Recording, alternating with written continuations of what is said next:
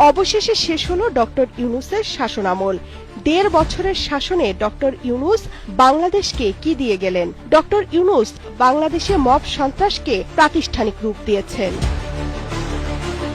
তিনি বলেছিলেন অর্থনীতি চাঙ্গা করবেন, বাংলাদেশ সিঙ্গাপুর হয়ে যাবে খুব তাড়াতাড়ি। কদিন পর দেখা গেল বাংলাদেশ উত্তর কোরিয়ারও নিচে। পরে আরো অভিযোগ উঠল, তিনি যাদের বিদেশ থেকে দেশ গড়ার কাজে নিয়ে এসেছিলেন তাদের কেউ কেউ বিদেশি নানা কোম্পানির এজেন্ট। ফলে দেশের গুরুত্বপূর্ণ সবকিছু বিক্রি করার তোড়জোড় শুরু হলো।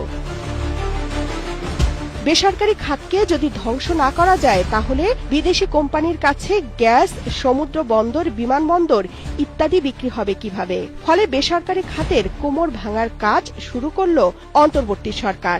বেসরকারি উদ্যোক্তাদের বিরুদ্ধে একের পর এক হত্যা মামলা দায়ের করা শুরু হলো। মব বাহিনী শিল্প কারখানায় নির্বিচারে লুটপাট এবং অগ্নিসংযোগ করতে লাগলো। ব্যবসায়ীদের ব্যাংক অ্যাকাউন্ট জব্দ করে হয়রানি করা হলো। শিল্প কারখানায় গ্যাস, বিদ্যুৎ সরবরাহ বন্ধ হয়ে যাওয়ার উপক্রম হলো। বন্ধ হলো বহু কারখানা।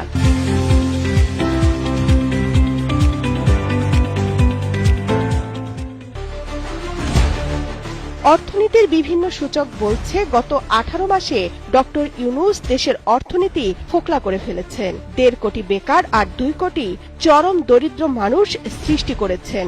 মানুষ এখন দুঃখ করে বলছে অর্থনৈতিক ক্ষেত্রে এটাই তার জাতিকে উপহার।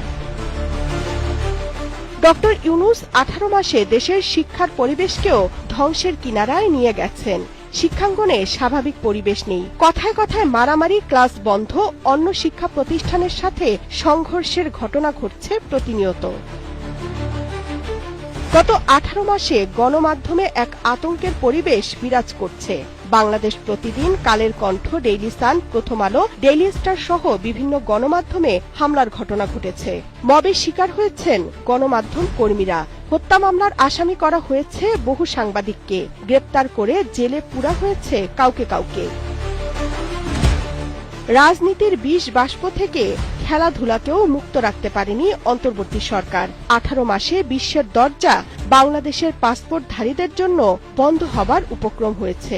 এসব ঘটনায় কূটনৈতিক উদ্যোগ না নিয়ে উল্টো তিনি দেশের মানুষকে জালিয়াতির অভিযোগে অভিযুক্ত করেছেন। প্রতিবেশীদের সাথে সুসম্পর্ক বজায় রাখতে ব্যর্থ হয়েছেন। প্রধান উপদেষ্টা হিসেবে ডক্টর মোহাম্মদ ইউনূস রাষ্ট্রীয় খরচে বিশাল বহর নিয়ে বিভিন্ন দেশ সফর করে স্বল্পতম সময়ে রেকর্ড করেছেন। বলা হয় এসব বিদেশ সফর যতটা না ছিল দেশের জন্য তার চেয়ে বেশি নিজের জন্য।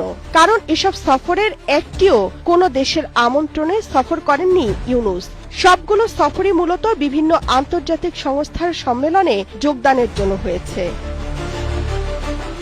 নিজের ও তার কাছের লোকদের আখের গুছানোর জন্য তিনি কি কি করেছেন এই ফিরিস্তি অনেক লম্বা। তবে ডক্টর ইউনূস তার শাসনামলে বাংলাদেশকে একটি অমানবিক ও ব্যর্থ রাষ্ট্র হিসেবে বিশ্বের দরবারে তুলে ধরেছেন।